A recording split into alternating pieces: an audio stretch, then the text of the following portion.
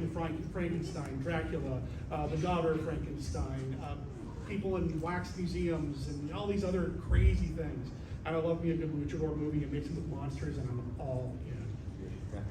Well, and also, he mentioned Blackenstein. The other thing that I always loved about that time frame was how they used the genre to talk about relevant topics. Like, one of my favorites is Sugar Hill.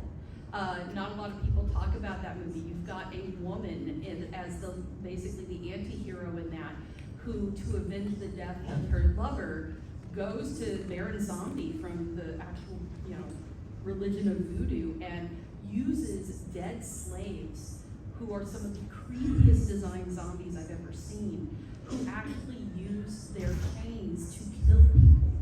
And the main antagonist in it is a white Southern mafioso, basically, who gets his comeuppance. And it's a really neat take on something like that you don't really see, especially with a strong female represented in that role. So it's really cool. And the same with Blackula. People laugh at the name, people laugh at this thought, but at the same time, there's a very serious note in that film and the story. So David, what about you? So I first saw Koch, I was about 4 when it first came on TV. And anyone who listens to the show knows that I have very emotional reactions to the things that I've seen and I love. And my parents, who nearly got divorced because my dad accidentally let me see the first part of the first episode of Barney Miller, left the room and let me walk in to see the UFO episode of Koch. The next thing they knew, I was running out the house. Now, we moved soon afterwards, we actually moved onto a boat. And this is relevant, but the restroom was 300 feet away. And so I would have to walk 300 feet down this dock. And I would run because that Koch UFO alien was behind me. Then I get a little bit older, I have my own kids, and I turn on sci-fi, and I see it again. And my first thought is, well, this wasn't as scary as I was when I was 5. I also ran out of the room watching original Star Trek once in a while. But all of a sudden, this creature that had been chasing me literally for 40 years was now in the room with me. I don't want to say as a friend, but I was no longer scared. And if it had that emotional impact for 40 years, it's something. Well, zombies have always been around, but they're, besides in the 40s, you had I Walk with a Zombie, stuff like that. But you remember on TV when I was a kid, it's not as long ago as you guys are thinking. When I was a kid, they had a show called Thriller. And Thriller was a mixture of crime shows and horror things, but they had the great Robert E. Howard story, which I later adapted to comics, called Pigeons from Hell. We did an episode together on that. Oh, good. My wife always goes, Pigeons from Hell, that's not scary. Pigeons aren't scary. But this was an old voodoo story, but it was also a zombie story. And it was done, and at the time I saw it, it was probably the most powerful thing they'd ever had on TV. Now, times have changed. But at that time, that thing, man, when I saw that, I went, wow, that's some spooky stuff right there. And I've never forgotten that. Of course, I read the story later and did some Robert E. Howard adaptations and worked in Conan and all these things. But when I saw that, it really turned me around, really flipped me out. They had stuff like the Hungry Glass and things like that. But as far as monsters go, I remember that being a zombie episode. And I think that and the old 40s zombies who were mainly like this and they choked you to death were my introduction to a zombie story. But when I saw that, I thought, oh man, these can be a lot more. Derek let us, we normally can only talk about movies. He gave special permission so we could talk about a TV show on that episode. Oh, okay. And I will just say, doing movies here? Well, no, on my podcast we did that. And No, I'm sorry, on the podcast we were on. And I will say that your comic book came up several times, very complimentary. Oh, thank you. the thing about zombies, if I can jump on that real quick, before I did the Monster Kid Radio podcast, I did a podcast called Mail Order Zombie, where I was reviewing zombie movies every week for over 300 zombie movies and TV shows and all that. And yeah, it was a challenge. But you were talking about every 20 years the monsters come back and they are used to reflect what's going on in society. Zombies do the exact same thing. You look at the zombie movies from the 30s and 40s and you look at a still from White Zombie or I Walk with a Zombie and compare it to news photography of people on a breadline during the Depression. Yeah. Oh, yeah. And it's really hard to tell them apart. Absolutely. You know, you see something like that, and then you get to like the 60s with what Romero was doing, and then the stuff that Japan does with zombies when it comes to like overpopulation issues and things like that.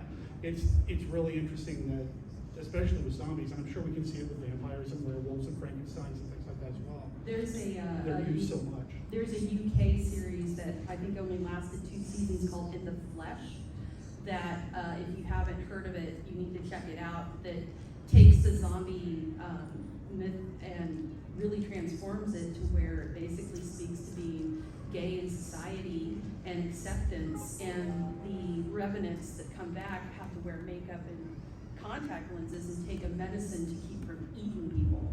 And then of course there's the zombies that are like, well, we need to be us. You know, if we eat people, we eat people. That's who we are. And then you have, you know, the other characters are like trying to find their way. And I love the use of the genre like that to speak to things like that. It's so fantastic. And the Nightstalker really did that. You know, with episodes, we were just talking about the spirit of the Indian that comes back to avenge the taking of his land on the people that the rich New York socialites, basically. And at that time, in the 70s, there was a ton of Native American protesting going on for that very thing. And then you had, this was like 4 or 5 years before Damien 3, or Omen 3, where you have the Devil's Platform episode with Tom Skerritt. Where, where he plays a candidate that is actually Satan's candidate. And if you have any thoughts and feelings and emotions, Portland, about politics, You know, that's echoed in the Dead Zone. The guy's not the devil per se, but he certainly personifies that when you know, he shakes hands with him and has those. Yeah, I mean, we can't see any of those guys holding up a child as a human shield right now. Maybe. Yeah, I won't go there.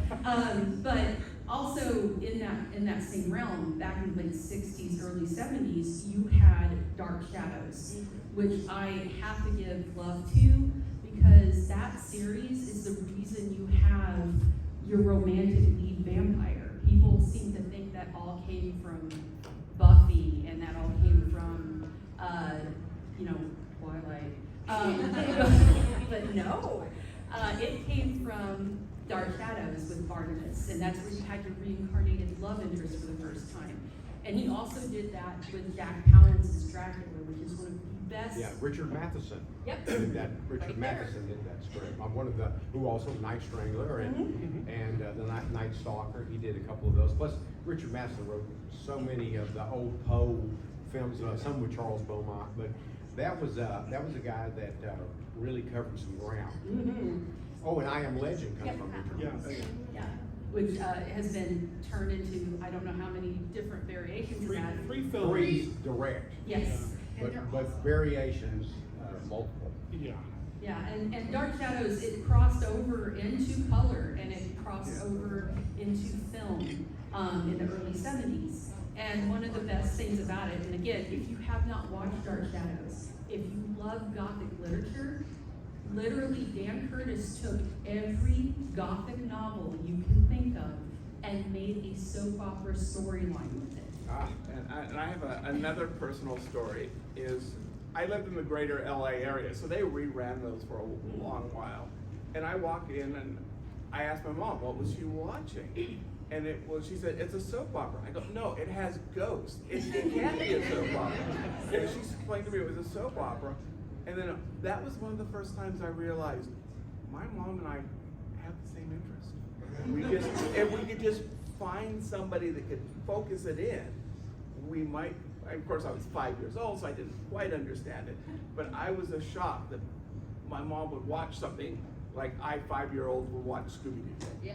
Well, you know, the gothic aspect too, you know, think about it, when you go back, I Walk with the Zombie, that's Jane Eyre with zombies. Yeah. That's exactly what it is, and then Dark Shadows took some of that feeling. Yep. You know, maybe not the direct thing, but it took some of that feeling. Now, I never saw the 3 episodes of it. I was always after school and I never saw it, but 2 or 3 times I was at a friend's house and it was on and I watched it and I thought, ooh, this is cool. It had a werewolf too. Yeah. Yeah, They- there's yeah. werewolves, there's a Frankenstein. There's a Dorian Gray. It's all over the place. They have H.P. Lovecraft in there too with the Yeah. Leviathans. Oh, I didn't know that. Man, he went through every one of them. Yeah, like I said, I only saw 3 episodes, but I knew what it was and I liked the idea of it. It just, you know, things weren't like they are now. We go, I'll just go dial that up. Or, you know, if you didn't see it when it came on, you had to wait for reruns. And Yeah. then they probably came at the same time as Yeah. when I couldn't see them. Yeah, Dark Shadows definitely, if you wanna get your in on, basically it's a master's class on Gothic Lit. And, you can thank that, Dan Curtis and those guys for a lot. It's available on some various streaming services Yeah. now, and each episode was originally a half-hour soap opera, so take out commercials, you got about About 20 25, minutes. 23 minutes. Yeah. And even the pre-Barnabas stuff, before he shows up, there's a Phoenix storyline that I really, really like. There's a parapsychologist character at one point that's doing stuff. Just really, really cool stuff going on with that And show. Johnny Depp did a film. Yeah. Too, Yeah. more comedy, Yeah, there's Yeah. the Tim Burton film as well. Yeah, and then there's 2 feature films, House of Dark Shadows and Night of Dark Shadows. House of Dark Shadows is basically a constrained version of the vampire storyline, and they go bloody. So it feels like Dark Shadows went hammer Yeah. in that one, and it was great. I wanted to give you all guys a chance if you had questions to answer, to give us questions, but I did want to bring up one thing, which is I have this shirt on with Robert Quarry, who is one of my favorites. Not enough people talk about Robert Quarry. I'm going to give a little bit of love to Robert Quarry right now. He played Count Yorga. And the thing with the Count Yorga films and the Death Master, those movies are some of the creepiest, most blood-chilling vampire films you're going to see. His teeth look like a shark's. He's barely restrained a rage in these movies, and they harken back to the Sharon Tate murders, especially the second one has one of the most killing attack scenes I have ever seen on film, and it goes very long. But it's also classic vampire. And Robert Quarry gets lost in the shuffle with Vincent Price, Peter Cushing, Christopher Lee, and those guys, who he co-starred with. And Dr. Fives Rises Again, and Madhouse, which is another fantastic movie. But he should get some love because he did create one of the most killing vampires around with Yorga. And you can watch those films on streaming as well. I think they've been uploaded to YouTube too. I got a Robert Quarry story. It's where I almost met Robert Quarry. One time, my friend Lee Langford was friends with Robert Quarry, and he was in a rest home for actors.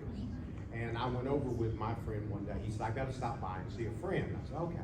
So I'm standing outside the room while he goes in to check on me, and I hear this voice. And I go, my God, it's Count Yorga. and he was in there a little while, and I'm listening to this voice. I came out and said, was that Robert Quarry? He said, yeah, he's a friend of mine, and I come to check what you do. So I almost met him. Oh. He was right there at that door if I'd have been brave enough to go. Would've ran in. But he's a vampire, so I didn't go in. They kept me out and be like, no.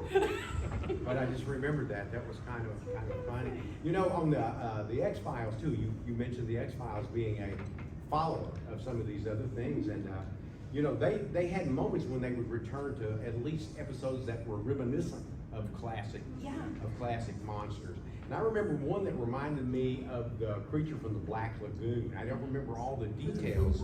Yeah. That creepy worm-looking thing? Yeah, but they also, I guess it was. It's when they were like in the sewage. Yeah. You're right. And I thought, wow, that's the creature from the Black Lagoon reworked. And I would be remiss if I not say that my daughter's husband was in an episode of the X-Files. That's her right there. Yeah. Jonathan Levitt is a professional magician, and he and Ricky Jay had an episode where they were the lead in that episode. And what was it, remember the name of it? Amazing Malini. Amazing Malini. It's very That was good. his first acting gig. Yeah, it's first acting gig, and it's one of the best episodes. That and it's strange and different, but I had to do that. I had to, you know, my son-in-law might want me not to do that, but on the other hand, I think he would because he knows he's very good at that. You know? Well, I wanted to give the audience a chance to ask questions if you had any. If not, we can keep talking. Oh, we got one back there. I was wondering if you could speak a little to your inspiration for Bubba Hotep. It's just such a warm movie in a lot of ways, and I know that I have relatives who work in nursing home, and I just really enjoyed it. They don't really watch that kind of movie, so I just thought you could speak a little to that. You know, I can't understand What- it. He's what been far video away. What was your inspiration for Bubba Hotep? Oh, Bubba Hotep. Well, you know, oddly enough, my brother is 17 years older than me, and he went to Memphis where he was trying to record his Sun Records. And he did record something that just did not happen for him. But he met his wife there who went to high school with Elvis. And so she graduated with Elvis. And so one time when my brother was with her, they went into Lowe's Theater, and a guy took her to their seats. He had a flashlight, and it was Elvis Presley. He worked at Lowe's Theater as you know, an escort to the. They used to do that theater, show them, yeah, an usher, and they would show you to your seat. And that's how he first met him. And he said the next time he saw him, his hair was black, and he was on a motorcycle, and next to him was Natalie Wood on another motorcycle. So, yeah, but he was always friendly to him and always nice. And so I had that in the background. And I always loved mummy movies. You know, I love the original Boris Karloff, The Mummy, a lot. It's slow to people nowadays, but I think it's very, very powerful, very creepy. So there was that. I added that in too. JFK was assassinated when I was about 11 years old, and that of course impacted me quite a bit, impacted the entire nation. So that was all in my mind, and my mother had an accident where she had to be in a home 24/7 to take care of her. She had a brain accident from she was thrown through the windshield, you know. So I would be there a lot with my brother. We would go there to check on her and stay with her and stuff like that. And so I listened to people talk and listened to people when they were walking around and all. And, you know, a lot of people ignore people as they get older, which is not good, because I'm getting older, you know. And I would listen, and all of that just sort of came together. I got a request to write a story for an anthology called Dead Elvis at that time. And later it's called The King is Dead. And I wrote Bubba Hotep just passionately.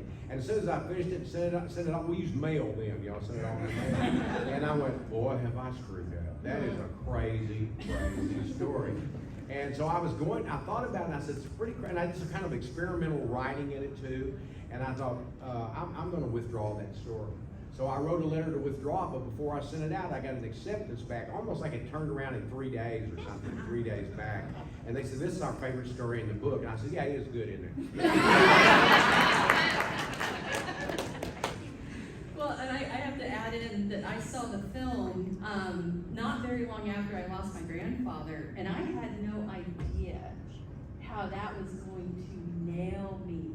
That's what it's about. Yeah, and I won tickets to go see it, and I got like this little prize pack, and I got my husband and dragged him to the theater, and I'm like, yeah, I'm going to see something freaking great. It's got Elvis and Bruce Campbell.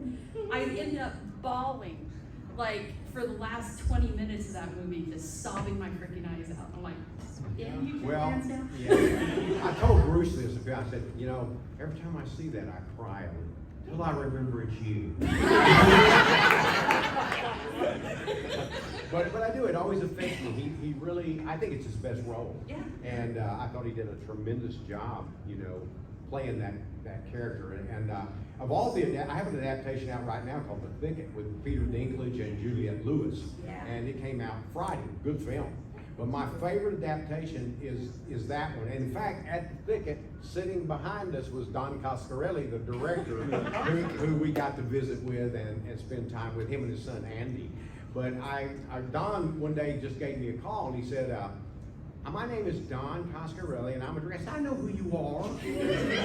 I said, do you know who you're talking to? I've seen all this stuff. And he said, can I come visit at your house for a few days? I want to talk to you about some things. I said, yeah, Don, come on. So he brought gifts for the kids, and they were little then. And he came and stayed, and we had the best time. And we had trash theater where we watched, you know, the kind of monster movies and terrible movies too. We make this. My wife would make these giant bags of greasy popcorn that would send you into another dimension. And every night I'd go to bed and I'd wake up. I got a story, and I would write that story and sell it. And it got to where I knew that the bank account was getting low because I'd hear shaking that popcorn.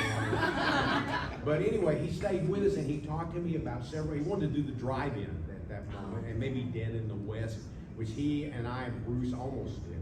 But then one of them was optioned, whatever. But he went home, and then a little bit later he said, "Hey, I went into a bookstore and they gave me this book, Writer of the Purple Rage, and I read the story Bubba Hotel.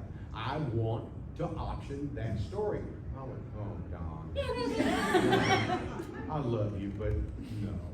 Because you'll never make it. It'll turn out awful. You can't do a script. Don't do it." He said, "No, Joe, I really want to do it." And I said, "Well, I don't know." He said, "Well, give me an option." Okay. And so I got some option money. And anyway, he did it. And then when he came back and the option ran out, I didn't argue with him that time. I was ready to take his money again, you know. Because I already told you can't do it. And then he said, "You want to do the script?" And I said, "How much?" He told me. I said, "No." He's like Roger Corman, you know. And also I'm in the Writers Guild. But on top of that, he sent me a script and I read it and I went, "Golly, he did it." And I had some notes and I sent them to him and he ignored them. Then Bruce Campbell had the same notes and then they were wonderful. But it's one of my favorite films, and I feel special about it because I was close to the people. I got to meet Bruce on the set. I met Ossie Davis, and Bruce and I have continued to be friends. Don and I have continued to be friends. So it also has a family aspect to it too. Oh, right here in front. Yeah, so we've seen EC Comics now coming back to life, and Hammer Horror is now coming back to life, and the new Wolfman movie coming out soon. Lee Winnell. And so I'm just kind of wondering what horror property are you most excited about, you know, coming down the Wolfman for me, that's always been my favorite monster. I'm really excited about Nosferatu and Oh, that also too. the Doug Jones one that's coming soon, I've been already told. here. And then the one coming on, because it's Robert Eggers, and that man makes very pretty horror films. I'm looking forward to Nosferatu as well, and I'm cautiously optimistic about the news about Creature from the Black Lagoon getting attempted again. I didn't hear that. It's not solid. I don't think it's been confirmed, but there's been a lot of talk about James Wan being attached to it. And Creature from the Black Lagoon, if you listen to Monster Kid Radio, know that that's my favorite movie. I can't go more than like half a day You and without David talking about it. Scow. I love that. I love that film so much. But so I'm like I said, cautiously optimistic about what they're going to do to my young man. So whenever they do something like that, there's an echo in Portland. All the writers that are the local, they start getting inspired. And we see this a lot right around the Lovecraft Film Festival, when all of a sudden there's this good book. So I'm honestly more excited about what people I know kind of on a first name basis are gonna do with this than what's in the theater. I'll tell you the one that I would love for them to make, because we've got all this stuff coming with Creature Commandos coming back and having a TV show. I want DC to make I, Vampire. That is my goal in life, and I'm not talking the new one that they did. I'm talking about Andrew Bennett with the hair looking like Ben Cross. I want that to be made, and I want David Dasmalchian to play him. Yeah, right? He'd be down, I'm sure. He would. He wants to play a vampire. I gotta tell you, my favorite, I love the novel Dracula, but my favorite vampire movie to this very day is The Silent Virgin with Nosferatu. So It good. scares the hell out of me, and I know what's gonna happen, but when he rises up, that I always go, "Whoa." And my daughter saw that and it like scarred her for life when she was little. We were talking about the doc. I was like convinced he was behind the shower curtain. We need a support group. 100%. I saw The Exorcist when I was 5 years old, and my mom thought that was funny. Oh, yeah. Well, you know, the Psycho's kind of a werewolf movie, really. I mean, Yeah? I always thought, I knew Robert Bloch a little, and I admired him a lot, and I even wrote the introduction to a recent one to a limited version of Psycho, and to some of his short story collections. But he saw it as a comedy, and so did Alfred Hitchcock. And when I thought about it, so did I. You know, it really was a comedy, but it is in its own way. Dr. Jekyll, Mr. Hyde, which is like a werewolf in a way. You know, you change whether you use it chemicals or the moon or whatever. But I think a lot of people forget that a lot of things that where you have people that have sort of dual identities, and one of them is not so nice, are really nothing more than what was reflected in Werewolf and Dr. Jekyll and Mr. Hyde. Because back in the past, way past, when you had serial killers or you had spree killers, they tried to explain it somehow. You know, in France, they had these terrible werewolf murders. I forget what exact year and what the guy's Back name in the 1700s. Yes, 1700s. And they were this town, this village, and people were being slaughtered terribly by something, and they decided it was a werewolf, being cut all up.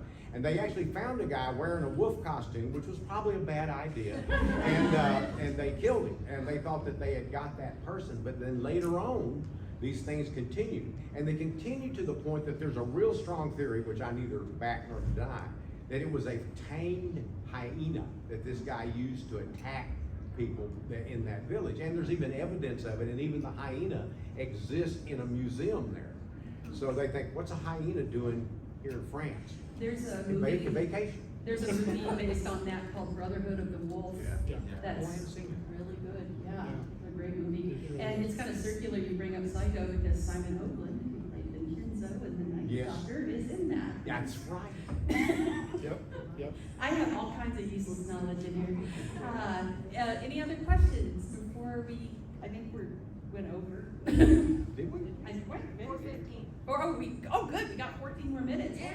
Yeah, so I wanted to give a chance to these fine gentlemen to give you guys a primer, basically. I want you to pick your choice of a movie from the 70s that they should go see or find. Brides of Dracula. That's a great one. That's like my favorite Peter Cushing. It's the only one that ever gave me a nightmare for some reason. Really? Really? I don't know why. It's my favorite of the Dracula sequels from Hammer. So, Right. And it's my favorite Vampire sequel from Hammer. Yeah. What jacks me around is when those locks drip off the coffin. You know, they have for some reason that I went, and there's a bad one, but it scared the hell out of me, is The Return of Dracula, which was done. Oh, that's It's in black and white. Oh, Yes. I love Yeah. that. And I love that. but it's really kind of lousy in some ways. But in other ways, what scared me so much, it was kind of like my own hometown. Yeah. Yeah. So yeah. The thing with Brides of Dracula that's funny is the fact that the woman who played his mother in that was younger than him. Yeah. Oh really? Yeah, the lead actor, David Gill, in that was just gorgeous for his age, and the woman who played his mother was like 3 years younger than he was. And yeah, so, all right, next. I'm looking something up, so. Next. I'm driving under the tunnel. I didn't hear all of what you said. I didn't hear the word movie, and I'm gonna say TV show. Okay, go And for you it. get it. The demon episode of Doctor Who. Oh, There's yes, an entire yes. period of Doctor Who that is called the Gothic period, Yes. where the Master is hiding as an Anglican priest. How do you get more Gothic than that? Roger Delgado.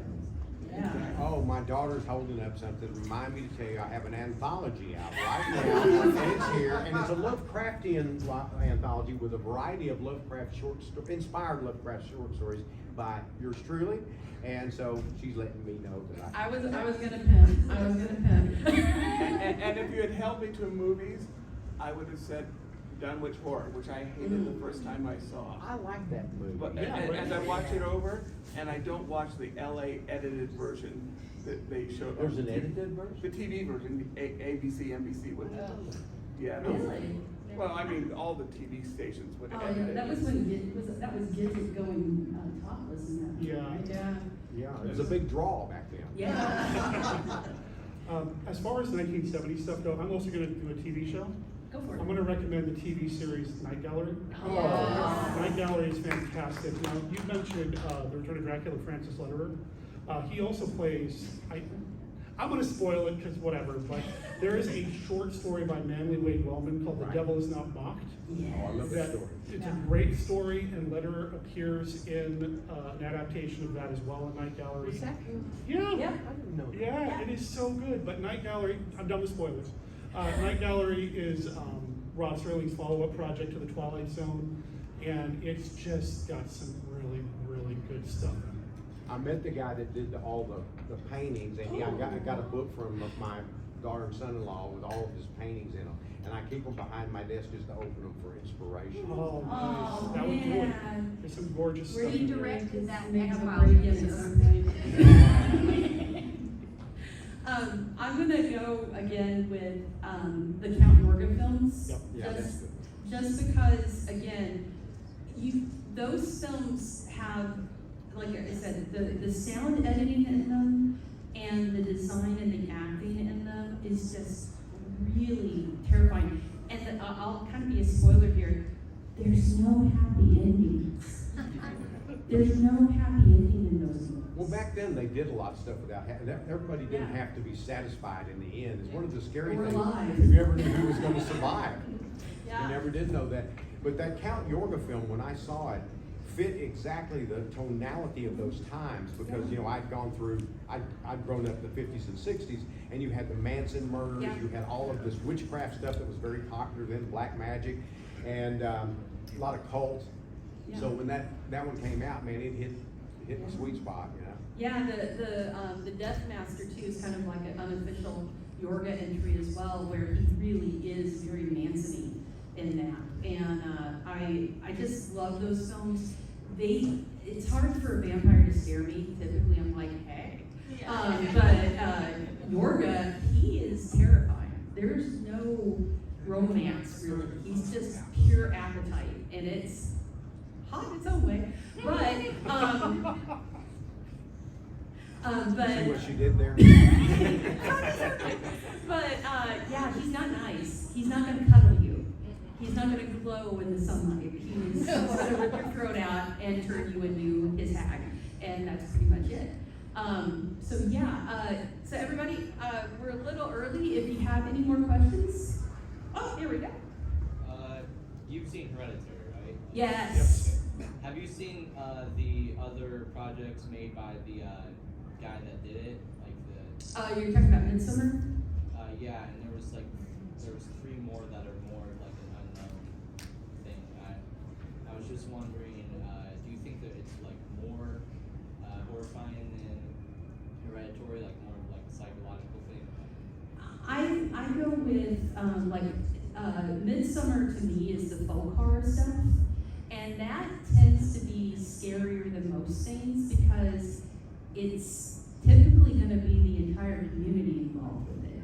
And if you're the outsider going into that, like The Wicker Man, for instance, if you haven't seen the original, Harvest Time. yeah, the original Wicker Man is one of the most horrifying films because the hero, quote unquote, is screwed. There's the entire village is. Or not screwed when you think about the plot. See what you did there. I tell you. Nice. Yeah, but Christopher Lee, Edward Woodward, classic folk horror story. Yeah. And there's a whole, by the way, there's a fantastic documentary on Shudder called something like Wild, Wicked, and Dark, and it's all about folk horror. It's almost 3 hours long, and it goes through the entire history of folk horror in cinema.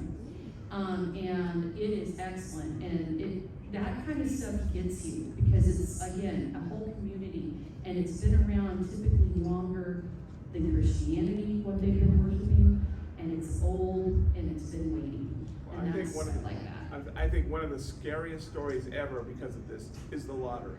Oh, yeah, there you go. Shirley Jackson. She Yeah. wrote a lot of scary books. Yeah. That The whole Haunting of idea. Hill House is my favorite. Yeah. One of my favorite books, and certainly it's my favorite horror film, actually. Mhm. Really? The early one, the 60s one. Yeah. There's no horror film that does it for me like that one. Yeah. It really does. I didn't like the remake, the TV. I liked the first 4 episodes, and then it fell apart for me. But the original Shirley Jackson adaptation of it's just called The Haunting. Yeah. It's fantastic. They remade it later on. It's just Yeah, god I awful. know. I saw that in the theater and I was Oh, like, hurt my feet. yeah, thanks. I saw that movie on a date with my wife that I have since divorced. There you go. Really your history movie. All right, back there. What do you think about the holiday genre from Santa Claus or? Oh, I loved Krampus. I thought that was great, but probably one of my favorites is Mike Dougherty's Trick or Treat.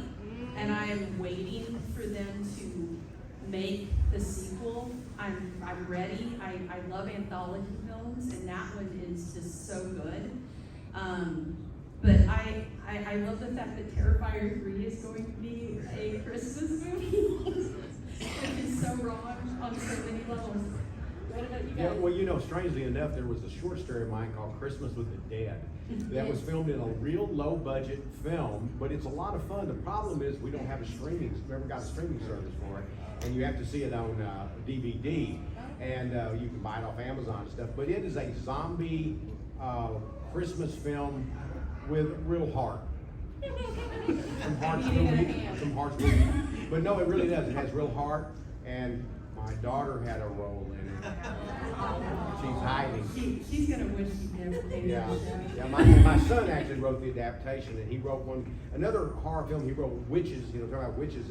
He wrote one called The Pale Door with a couple of other people. I know that movie. Yeah, I know the guys that made that. That's Well, a fantastic. yeah, well, Keith was one of the co-writers on that film. That's a We're great all kin. I promise. We're all kin. Yeah. The horror community is very inbred. There's a reason that there's things like Texas Chainsaw Massacre. They're meaner than the pure fantasy community. Yeah, we are. No, they're sweethearts. Anybody else out there got a question? Going once, going twice. All right, guys. Well, thank you so much for coming. This was fun. I've got some cards for my Monster Kid Radio podcast up here. Please feel free to take one and check out what I do every week. Check out Joe R Horror and Horror Hound Magazine, and also don't forget to check out Mr. Lansdale's new Cthulhu-esque novel that you can get over. Go see The Thicket. I need Yes. your money. Get the money. I'll see you.